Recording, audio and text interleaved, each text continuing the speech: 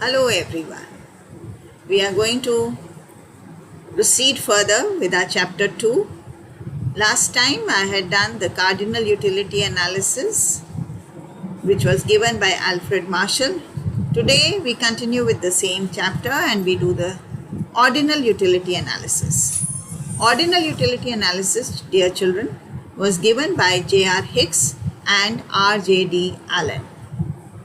According to this analysis, utility cannot be measured as it was being done under the cardinal utility approach.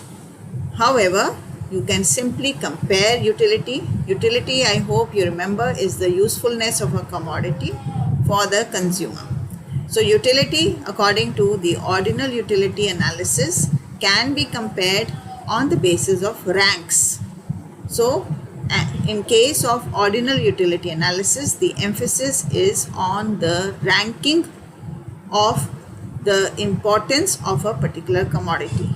And fortunately, in this analysis, in this approach, we shall be taking into account two commodities at the same point of time. And to explain this concept, Hicks and Allen have given us the indifference curve analysis.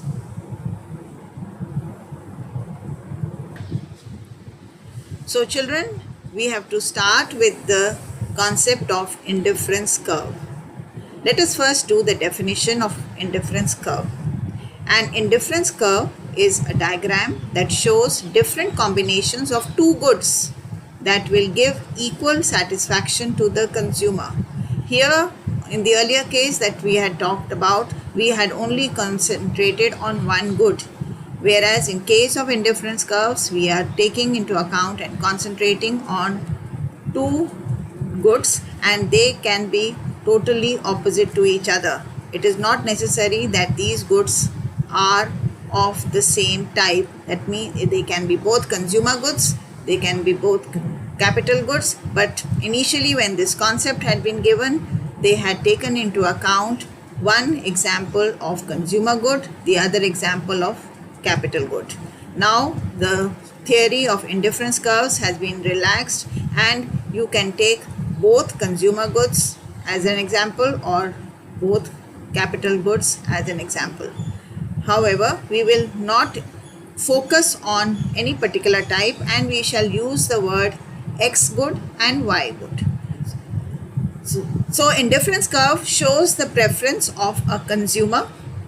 If the consumer selects one combination, he is indifferent to the other combination. This is a diagrammatic concept wherein we are showing the preferences of the consumer on the basis of a diagram, and we will be taking combinations of two goods that the consumer has equal preference for. So here there is no question कि X ज़्यादा important या Y ज़्यादा important, क्योंकि वो एक ही indifference curve पे है तो उसको इक्वल सेटिस्फैक्शन दोनों कमोडिटीज से मिलती है। और अगर वो ज़्यादा लेना चाहे X एंड Y को तो उसको नेक्स्ट इंडिफरेंस कर्व पे जाना पड़ेगा। ये एक डायग्रामेटिक कॉन्सेप्ट है, तो हम इसके को और अच्छी तरीके से समझते हैं। इंडिफरेंस शेड्यूल पहले बनाएंगे और फिर हम कर्व बनाएंगे। इंडिफरेंस शेड्यूल क्या होता है? ये एक टेबल होता है that shows different combinations of two goods that will give equal satisfaction to the consumer. चाहे वो एक कमोडिटी ले या दूसरी कमोडिटी ले, दोनों की कॉम्बिनेशन उसको बराबर तरीके से सेटिस्फैक्शन देती है। इसको समझाने के लिए हमारे पास ये टेबल है। पहली कॉलम है कॉम्बिनेशंस, कि हम कौन से कॉम्बिनेशंस लेते हैं। दूसरी है commodity X, units of good X। तीसरी है यूनिट्स ऑफ गुड Y। और जो लास्ट कॉलम, फोर्थ कॉलम है, ये हमारे को एनालिसिस देता है। इससे हमें पता चलता है मार्जिनल रेट ऑफ सब्स्टिट्यूशन, कि हम एक कमोडिटी के बदले में दूसरी कमोडिटी कितनी ट्रेड करना चाहें, कितनी रिप्लेस करना चाहें, और उसको निकालने के लिए जो फॉर्मूला होता है delta Y by delta X। That means कितनी हम Y कमोडिटी छोड़ेंगे ताकि हमें एक additional unit of commodity X ले सकें। इसको बोलते हैं मार्जिनल रेट ऑफ सब्स्टिट्यूशन। ये कॉन्सेप्ट बहुत इम्पॉर्टेंट है क्योंकि सारा इंडिफरेंस कर्व एनालिसिस इसी पे बेस्ड है कि हम कितने एक कमोडिटी को छोड़ के दूसरी कमोडिटी के यूनिट्स ले सकें। अब इस टेबल के अंदर हमारे पास हैं combinations in the first column, unit of good x in the second column, units of good y in the third column, and marginal rate of substitution in the fourth column. So we have these combinations A, B, C and D, and we have units of x, that is, and units of y. Please note that we will be increasing the units of x by 1 unit, and in order to have an additional amount of unit x, we will have to forego some units of good y. But the combinations given in this table will give us equal satisfaction, and that can be shown with the help of this concept called as marginal rate of substitution. So marginal rate of substitution is going to give us the analysis as to how a particular consumer will choose the combination between good y and good x so that he is able to satisfy himself to the maximum possible extent. This table in the first combination A, shows that he has got 12 units of good y and 1 unit of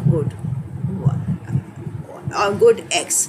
The first one is always given as a blank. We do not show what is the exact value, otherwise it would be totally far above than the rest of the values. अगर हम यहाँ पे 12/1 निकालते हैं तो उसका value आ जाएगा 12, with जो सेकेंड वैल्यू है उससे बहुत ही ऊपर हो जाता है। इसीलिए हम पहले वाले को हमेशा डैश में या ब्लैंक छोड़ देते हैं। Second combination of the two goods is 8 units of good y और 2 units of good x. That means हमें 1 unit x का बढ़ाने के लिए from 1 to 2 हमारी जो वो है y के जो units हमें sacrifice करने पड़ेंगे वो हैं 4 divided by 1. You have increased your combination or your consumption of good x by 1 unit. That is why you're at the denominator you have 1. Please again I bring you back to the formula. It is delta y by delta x.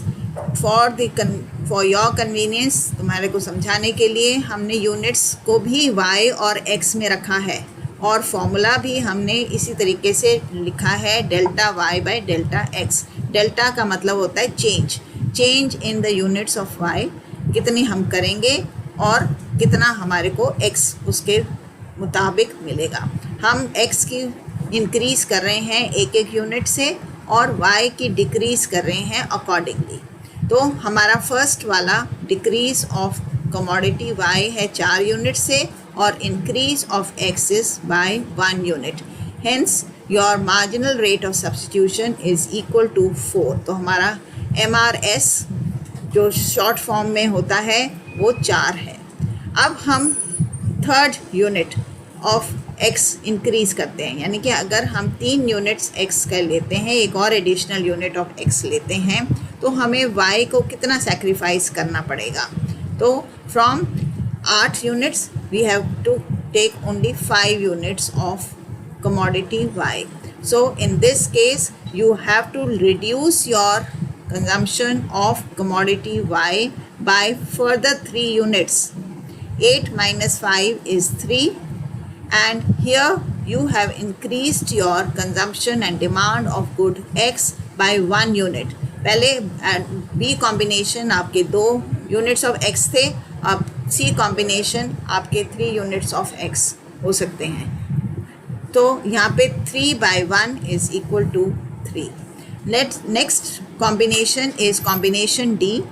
Here units of y are 3. That means we are sacrificing more and more of y in order to get 1 additional unit of x.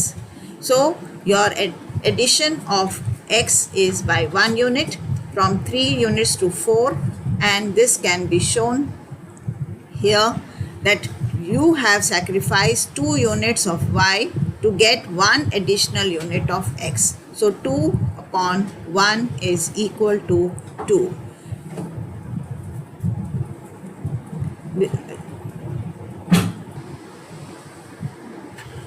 So children, we are showing that data जो हमने table पहले बताया था marginal rate of substitution का, इस diagram के through, और indifference curve की हमने डायग्राम बनाई है. हमने वो शेड्यूल जो पहले वाला था वही रे के हमने दिखाया है कि there are 2 goods, good y and good x. तो क्योंकि हमारा गुड y इनिशियली 12 यूनिट्स था और हम गुड x भी कंज्यूम कर रहे हैं, और 1 यूनिट ऑफ गुड x जो है हमारा करने के लिए हमें 12 यूनिट्स ऑफ y गुड मिलता है. अगर हम गुड x को एक और यूनिट से इंक्रीज करते हैं from 1 to 2 units, then we will have to forgo more units of good y. तो हमें कंज्यूम करना पड़ेगा कम यूनिट्स ऑफ y. तो 12 से हम आ जाते हैं 8 पे, और तभी हम एक additional unit of good x consume कर सकते हैं. फिर अगर हमें और x की ज़रूरत है और ख़रीदना चाहते हैं हम x यानी कि 3 यूनिट्स ऑफ x, तो हमें कम यूनिट्स ऑफ y लेनी पड़ेंगी. तो हमारे 8 से 5 यूनिट्स पे आ जाएगा गुड y की कॉम्बिनेशन. और अगर हम 4 यूनिट्स ऑफ गुड x लेना चाहते हैं तो हमें फर्दर डिक्रीज करना पड़ेगा of commodity y to 3 units. And when we plot it, अगर हम इन सब पॉइंट्स को प्लॉट करते हैं तो हमें डाउनवर्ड स्लोपिंग कर्व की शेप मिलती है, जैसे कि इस डायग्राम में दिखाई जा रही है. Your indifference curves are always downward sloping, indicating that if you want more units of a particular commodity out of the two, like in this case there are 2 goods, good x and good y. As we are increasing the consumption of good x, we will have to sacrifice our demand and consumption of good y. That is why it is a downward sloping curve. So and this indifference curve, any point on this the consumer is indifferent. उसको सभी points से equal amount of satisfaction मिलती है. कोई भी combination x और y में वो equally satisfied है, और उसकी मर्ज़ी है कि वो कौन से point पे रुके, चाहे वो combination 12 units of good y और 1 यूनिट ऑफ गुड x पे रुके, या वो combination 5 units of good y और 3 यूनिट्स ऑफ गुड x पे रुके, या वो 3 यूनिट्स ऑफ गुड y और 4 यूनिट्स ऑफ गुड x पे रुके. तो ये डाउनवर्ड स्लोपिंग कर्व होता है, पर एक भी पॉइंट उस पर्टिकुलर उसका कॉम्बिनेशन का इक्वल सेटिस्फैक्शन देता है कंज्यूमर को. हम इसी उसके बेसिस पे आगे थ्योरी पढ़ाएंगे.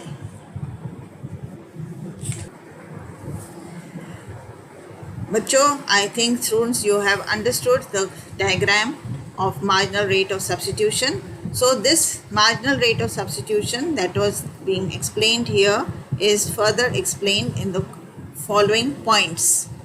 At times you get a short note on marginal rate of substitution itself. You are expected to write these following points.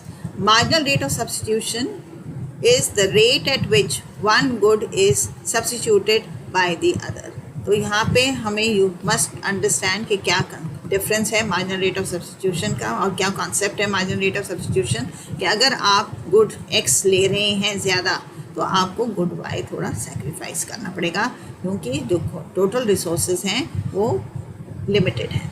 Second feature of marginal rate of substitution is marginal rate of substitution decides the slopes of the indifference curve. तो ये marginal rate of substitution पे ही depend करता है, जो कि इस schedule में हमने ऑलरेडी कर रखा है. ये मार्जिनल रेट ऑफ सब्स्टिट्यूशन है 4, 3, 2. दैट मीन्स वो डिक्रीज़ होता रहेगा अगर हम अपने एक पर्टिकुलर अदर कमोडिटी का इंक्रीज़ करते हैं. सो marginal rate of substitution decides the slope of the indifference curve, and we have already shown you that the slope of the indifference curve is downward sloping. That means you will have to give more and more units of particular commodity, say y, in order to get more of good x. हमें ज़्यादा से ज़्यादा y को sacrifice किया ताकि हम एक additional unit of x को ले सकें. ये बेसिक कॉन्सेप्ट है इंडिफरेंस कर्व्स का.